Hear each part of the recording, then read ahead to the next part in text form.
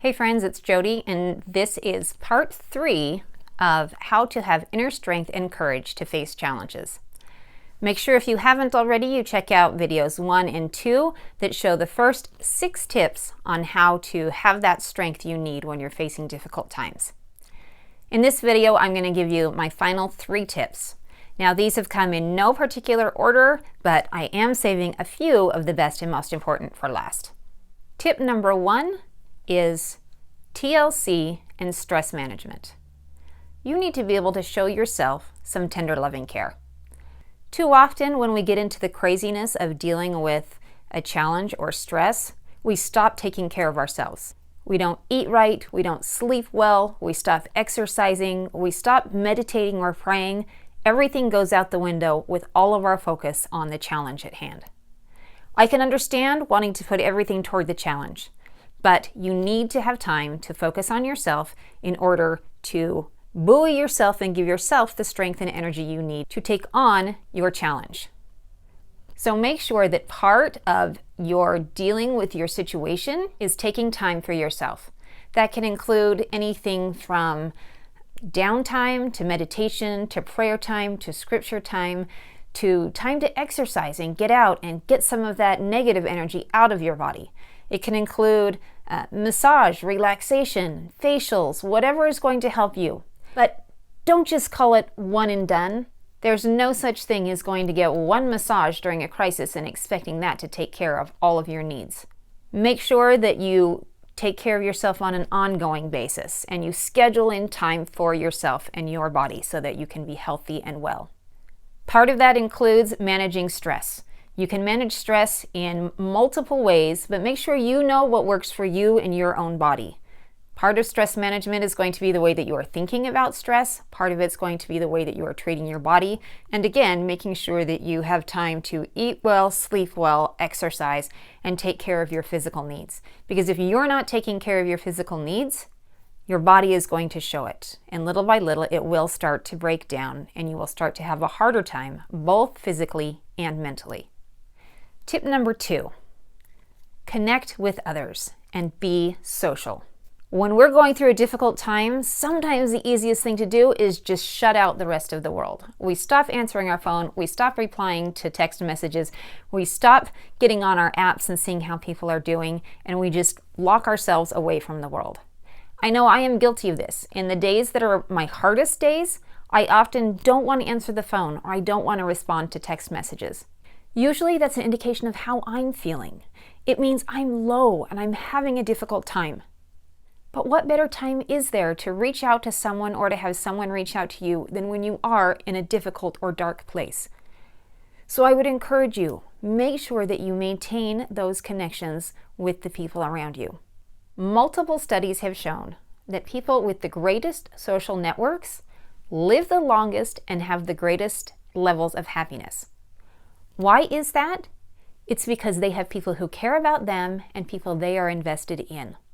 When you have that combination of knowing that people are going to be there for you and that you can be there for someone else, that gives you reasons to fight because you are fighting for those who are fighting for you. I can tell you in my own journey, this was a critical part of my survival. There were many times where I felt I no longer had the strength to keep going. The journey was too hard, the battle was nearly lost. And yet in those moments, when someone would reach out, when they would call, when they would send flowers, when they would check to see how I was doing, when they told me that they were praying for me, that's when I took on their strength and I knew I could keep fighting. I didn't want to let them down because I knew they were fighting for me.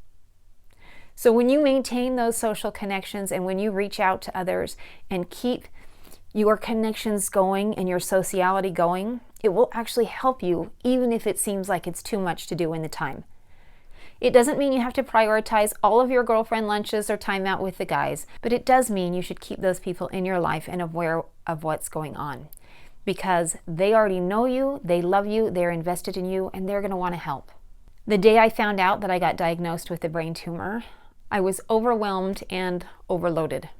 My heart and my mind were heavy. And one of my best girlfriends, Debbie, had gotten the message through her husband about my condition. She picked up the phone and called, and we cried together, expressing our fear of the unknown and our love for each other. And I felt better after having talked to Debbie on the phone. But you know what? She did one better than that. 55 minutes and 50 miles later, Debbie showed up at my front door with a basket of goodies and, more importantly, with a big hug. I don't remember what was in the basket. I don't remember the treats or whatever else she might have packed in there. But I do remember that she showed up, that she came all of that way just to show me that she loved me, to give me a hug and to cry with me in person. There is power in social connections because it draws us closer to each other, and we can garner the strength from the people around us to keep going on our fight. Tip number 3 is plan and prepare. You may not know exactly what you're going to face in your challenge, but I bet you can get some idea from talking to others or even from Googling it. So figure out what things you can anticipate and start to make plans and preparations to deal with those things the best you can. If you know that you're going to have a bunch of new bills coming in, create yourself a spreadsheet or a notebook where you can keep track of all of the bills and invoices and make sure that nothing gets lost or falls through the cracks.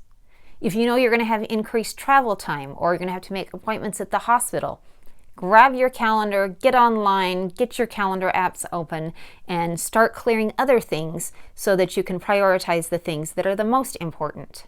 If you know you're going to have to be away from your family and you want to make sure everything's taken care of, plan for some meals that can be put in the freezer, or make arrangements for someone to bring meals in, or get a subscription service so that meals can be delivered to your house.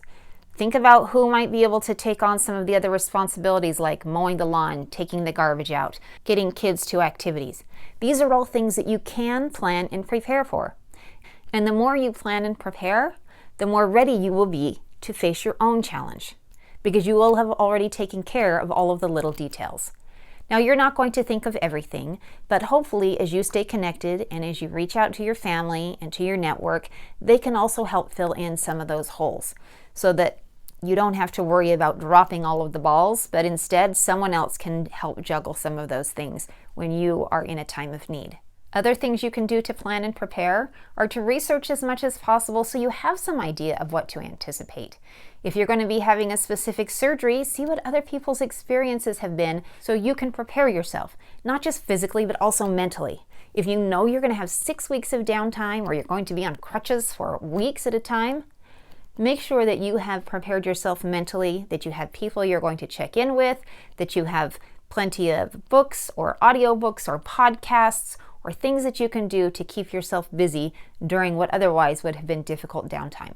If your challenge is in the form of a divorce or family struggles, make sure you talk to the appropriate people to find out what is realistic to expect.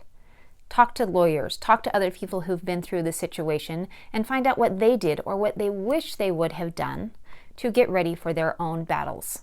And when you do those things and you take the time to plan and prepare, you're setting yourself up for greater success. And you're clearing your time and your calendar to be able to deal with what you need in the moment that it's needed. A fourth and final bonus tip for today is to be proactive. We're going to finish where we began and circle back to taking control of the things that you can control. Take control of your mind, take control of your thoughts, take control of your actions, take control of your calendar and your time, take control of your priorities. The worst thing to do in times of crisis or challenge is to simply abdicate your responsibility, to let someone else step in and do it all. That's not to say there aren't times where you need the help of others. You certainly need help. But when you just take your hands off the wheel, you have no control over the destination. But when you are proactive and you take time for yourself, then you're healthier to be able to deal with what you need. When you take control of your thoughts, you're creating positive mental space and opening up the possibility for a good outcome and an outcome that you desire. When you take care of yourself, you're giving your physical body the opportunity to be refreshed and have the energy you need to deal with the challenge that you are facing. And when you keep faith and hope, then you have that trust that no matter what is going on, it is temporary and that this too shall pass. You can do this. You can do hard things. You've done them before, you'll do them again. And I'm going to be the first to cheer you on.